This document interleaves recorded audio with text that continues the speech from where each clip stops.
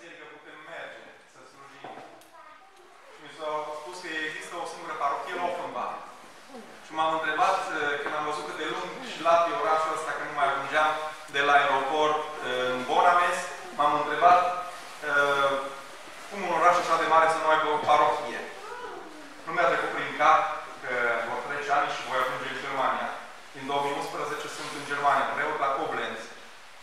Iar de 4 ani de zile am primit din partea Preasfințitului Părinte Mitropolit Serafim sarcina de a înființa o parohie în acest oraș mare. Și n-a fost simplu. De asta au trecut 4 ani. Dacă era simplu, ar fi trebuit acum în urmă cu 4 ani să începem să slujim aici. 4 ani de muncă și de drumuri pe care le-am făcut între Koblenz și Frankfurt, cu jalba înroțat, dacă fi cunoscută expresia, pe la unii și pe la alții, până când am ajuns, iată, într-un loc pe măsură. Și ei s-au gândit, cei care ne-au ajutat, că sunt foarte mulți români în acest oraș. Și de asta s-au gândit să nu ne ducă într-o sală mică, după care trebuia să ne mutăm. Ne-au dat o sală de 250 de metri pătrați. Unii au zice că de ce nu suntem în biserică. Și unii mi-au spus-o, de ce nu ne-am dus în biserică când termină ei slujba la 11:30. Și am zis, pentru că noi suntem învățați cu liturghia de dimineață de la 9. Dacă nu liturghia de dimineață de la 9, aia de mai târziu un pic mai greu. Și o știu din experiența pe care am dobândit-o aici în Germania în ultimii 5 ani, pentru că am slujit ca și paroh la Koblenz și apoi am înființat 3 filii. Astăzi parohia din Trier, filia de la Kiel și filia de la Meren. Și am slujit la diferite ore. Am slujit și la ora 2 după masa. Pentru că la Trier slujeam în domnul catolic. Și nu era foarte simplu să prinzi o portiță în care să putem face și noi slujba în limba română.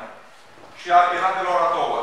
Am făcut și după masă la 5, am făcut și de la ora 12 și am văzut că cel mai bine de dimineață de la 9. Dacă nu avem biserica de dincolo Sfânta Treime, aici avem Biserica Sfântul Apostol Bartolomeu. Astăzi nu arată biserică, dar în câteva luni va arăta biserică. Dacă o să avem un iconostas, aici în față a fost o înțelegere împreună cu Biserica Evanghelică să ne dea voie să punem un iconostas, să punem icoane pe pereți, atunci va fi o biserică. Și să știți dumneavoastră că biserica nu este cea de zi, ci biserica suntem noi, cei din ea.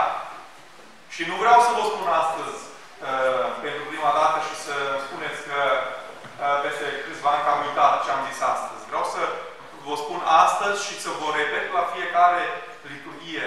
Biserica suntem noi, cei care suntem înăuntru. Zidurile nu contează. Chiar dacă sunt pictate sau nepictate, chiar dacă sunt frumoase sau mai puțin frumoase. Dacă noi ăștia dinăuntru nu facem biserică, în zadar avem ziduri și acoperiș deasupra capului. Comunitatea creștinilor sau biserica noastră este comunitatea tuturor sufletelor a celor care sunt prezenți la liturghie. Dacă noi reușim împreună să ne adunăm și să punem suflet lângă suflet, atunci vom construi cu adevărat o biserică. Astăzi ați auzit că s-a citit din Sfânta Evanghelie de la Matei, din capitolul 1, versetele 1 și până la 25. Ce ați înțeles? A fost o lungă înșiruire de nume. Ce ați înțeles din această lungă înșiruire? Au fost de 3 ori câte 14 neamuri până la venirea lui Hristos. Ce ați înțeles dumneavoastră? Știți ce am înțeles eu? Astăzi am înțeles de ce au trebuit 4 ani până să ajungem noi aici. Care acum suntem pregătiți. De asta au fost de 3 ori câte 14 neamuri până la venirea lui Hristos. Sfinții Părinți citeam de dimineață. De ce de 3 ori câte 14? Păi cifra 7 din Vechiul Testament știm că înseamnă desăvârșirea, împlinirea, pentru că în ziua 7-a a desăvârșit Dumnezeu lumea și s-a odihnit. Apoi de 2 ori câte 7 e 14, nu? 2 ori 7 e 14. De ce de 2 ori? Pentru că a trebuit pregătire sufletească și trupească a oamenilor ca să îl primească pe Domnul Hristos. Așa că o lungă perioadă de așteptare pentru omenire și am văzut acolo trecute multe neamuri, mai multe nume, de linie bărbătească, pentru că la evrei capul de familie și la creștini trebuie să fie așa, capul de familie este bărbatul. Și atunci de aceea se citește din Evanghelie capul familiei. Și pentru că așa se duce neamul mai departe, prin numele dat de bărbat, familiei și apoi din generație în generație. Printre numele pe care le-ați auzit astăzi, pe unii i-ați recunoscut. Nu cred că nu l-ați recunoscut pe David sau pe Solomon. Cu siguranță i-ați recunoscut. Pe Abraham. Pe unii nu i-ați recunoscut. De ce? Toți Sfinții Părinți ne spun că unii dintre cei enumerați astăzi, în Evanghelia de astăzi, s-au sfințit. Și-au îndreptat viața, s-au pocăit și s-au sfințit. Iar alții nu.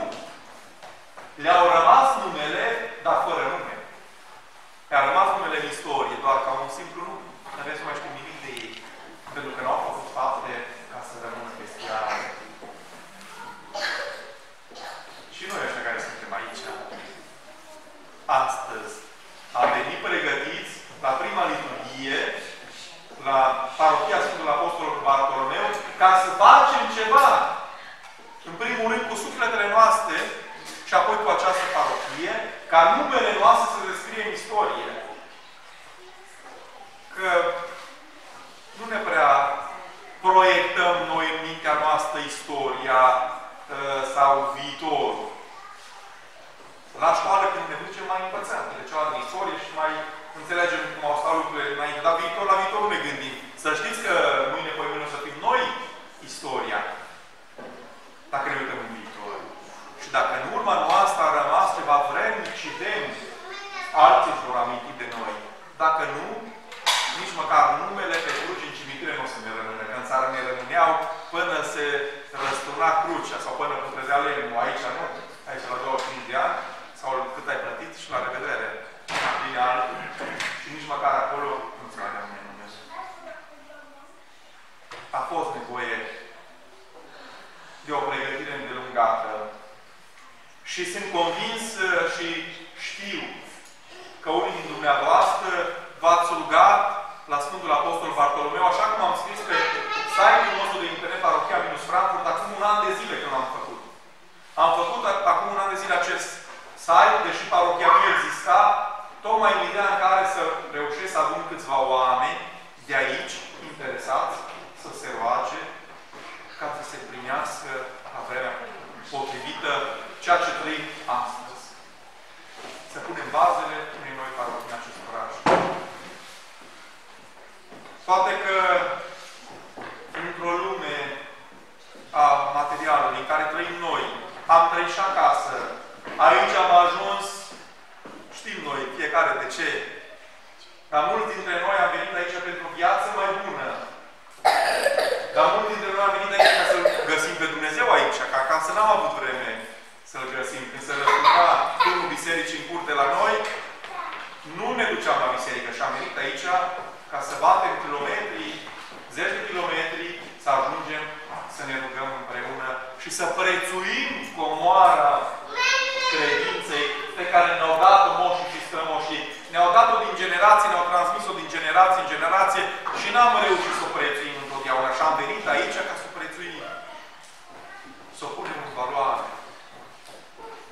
În primul rând, să încercăm să ne asemănăm cu cei din Evanghelia de astăzi, a căror nume au rămas în istorie cu fapte cu tot.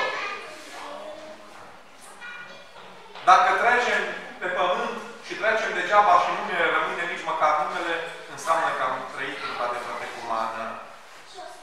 Toate lucrurile materiale care sunt în jurul nostru și de care avem nevoie ca să putem trăi, trebuie să le folosim noi pe ele și nu să lăsăm să fim folosiți de către materie.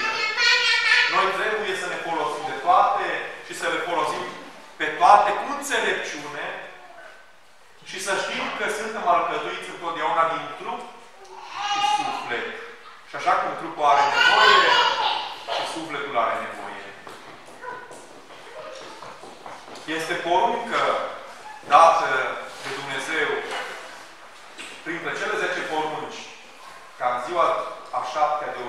să ne odihnim.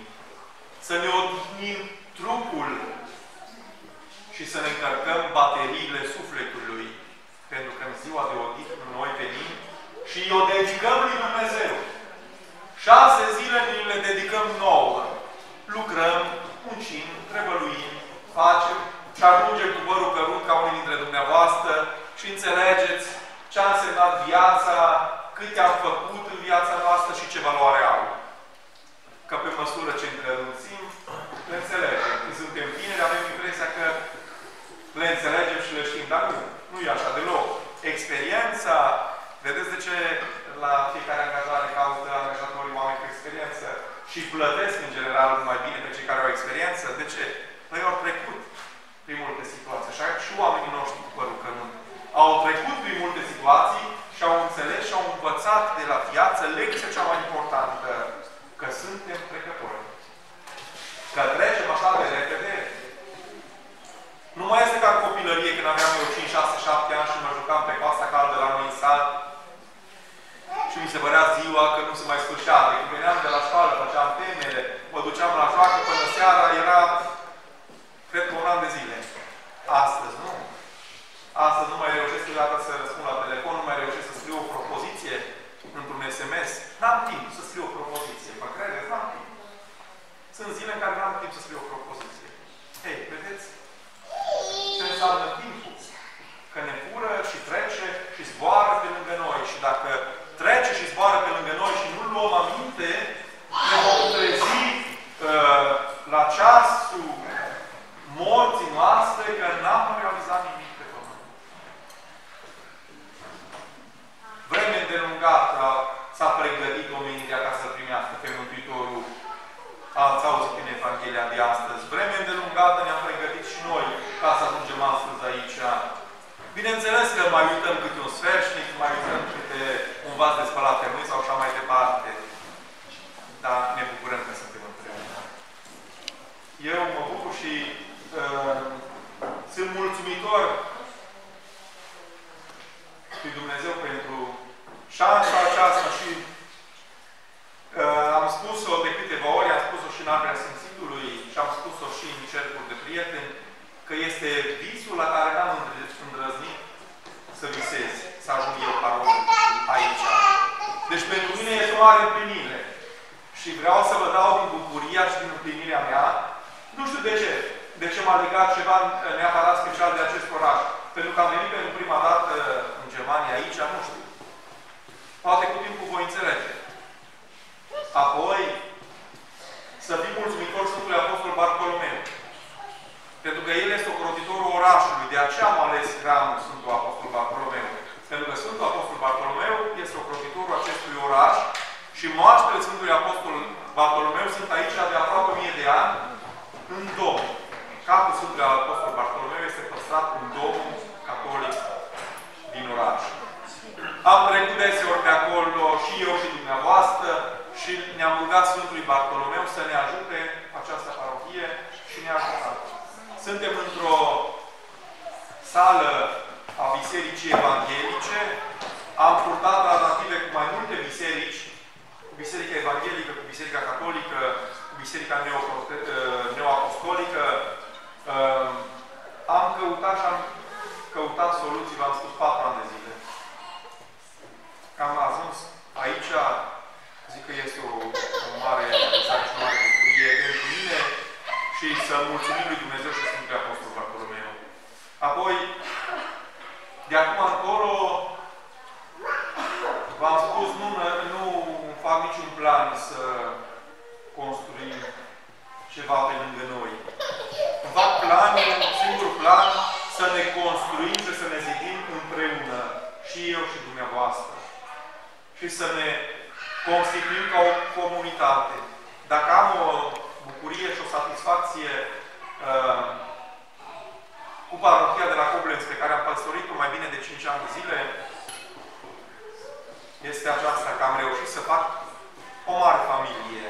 O mare familie care se adună și care simt și trăiesc împreună și să simt acasă.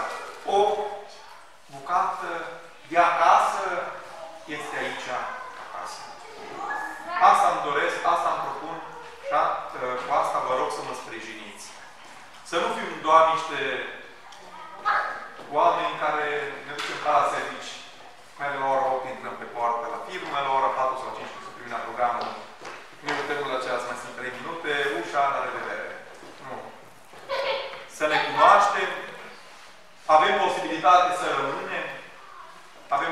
cafetărie, avem o sală lângă, putem face o cafea.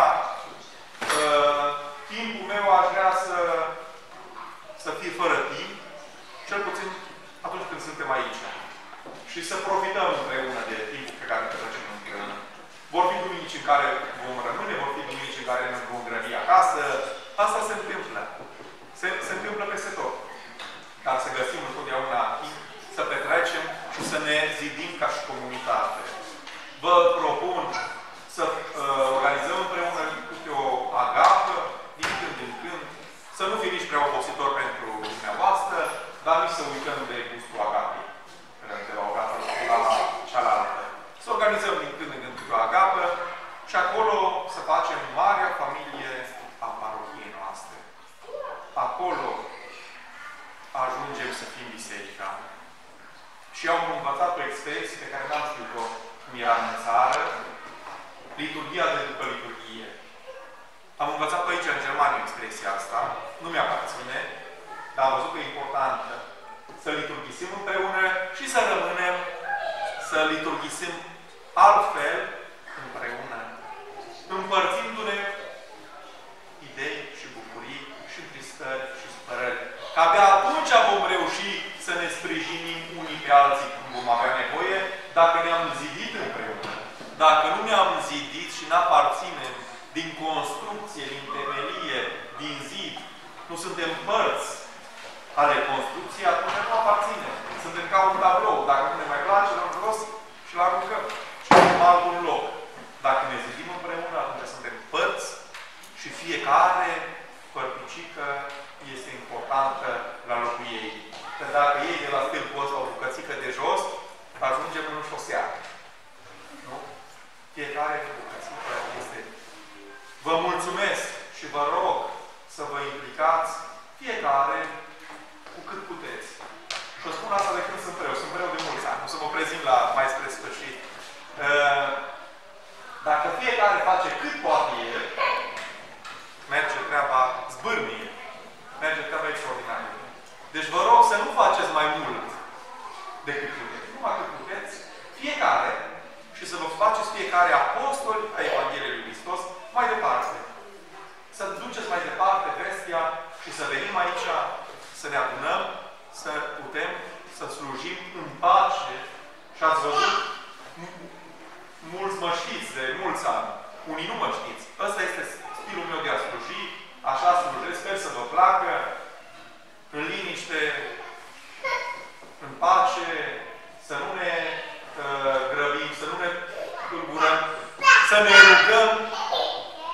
Și atunci am câștigat adevărat liturghia la care am participat. Vă spun câteva cuvinte despre mine. Sunt născut în 79, în 19 iulie. Acum nu știu exact dacă sunt din județul Mureș sau din județul Sibiu, pentru că întotdeauna am simțit că am aparținut și localități unde am crescut Bacnia și localități bunicilor mei, Iernia, din județul Sibiu, unde mă duceam des și m-am format, pentru că la Iernia erau 14 preoți preotese, m-am format într-un sat de 80 de familii. M-am format acolo și am preluat de acolo ceea ce ei aveau cel mai de preț. De la 3 ani am dorit să devin preot. Am devenit în anul 2000, în 15 aprilie. Am fost preot în țară pentru un săcut mic, în comuna mea natală. După 11 ani, în 2011, în 2 iunie, am venit în Germania, la parohia din Koblenz, unde am slujit până astăzi și deocamdată rămân paroh și la Koblenz, și aici la Koblenz, pentru că și ei sunt oile mele, din turma mea, și trebuie să le port de grijă și lor.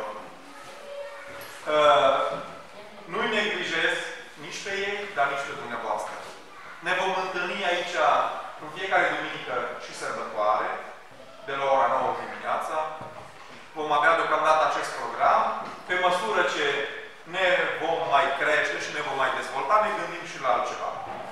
Până atunci, în fiecare duminică și sărbătoare, de astăzi înainte, Cei care puteți, vă așteptăm cu drag.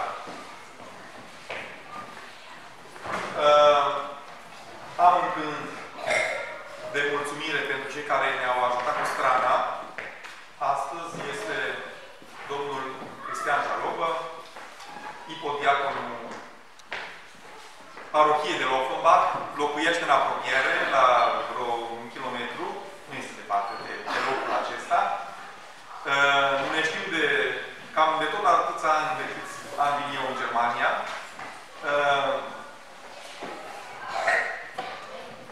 Apoi ne-a legat o prietenie veche, am petrecut o perioadă mai apropiată într-o vreme, am locuit pentru o perioadă în casa dânșilor, așa că ne știm destul de bine.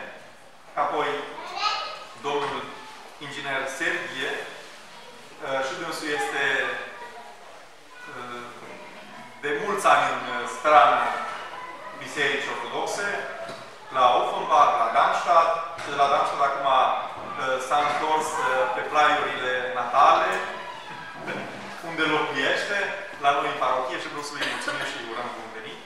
Apoi tuturor vă mulțumim, știu pe jumătate dintre dumneavoastră, vă știu din vedere, vă mulțumesc tuturor și să dea Dumnezeu să facem treabă bună împreună. Nu lăsați niciodată, vă spun din prima zi, nu lăsați să apună soarele peste supărarea noastră. Dacă vreodată ne supărăm din vreun motiv și o care eu vă supăr pe dumneavoastră, să-mi spuneți, în primul rând să ne rugăm și în al doilea rând să reușim să ne iertăm, să ne împăcăm și să nu plecăm de aici. Am venit cu gândul și cu planul ca aici să fac o familie mare. V-am spus, asta îmi doresc. Restul sunt detalii. Nu contează. Dacă reușim să ne formăm noi ca și biserică aici, atunci ne-am câștigat placul cerului. Dumnezeu să primească, să vă binecuvinteze. Vă mulțumesc că ați venit. Sper să fi găsit ușor. Dacă sunteți înăuntru, înseamnă că ne-ați găsit. Duceți vestea mai departe și la Crăciun, în ziua de Crăciun,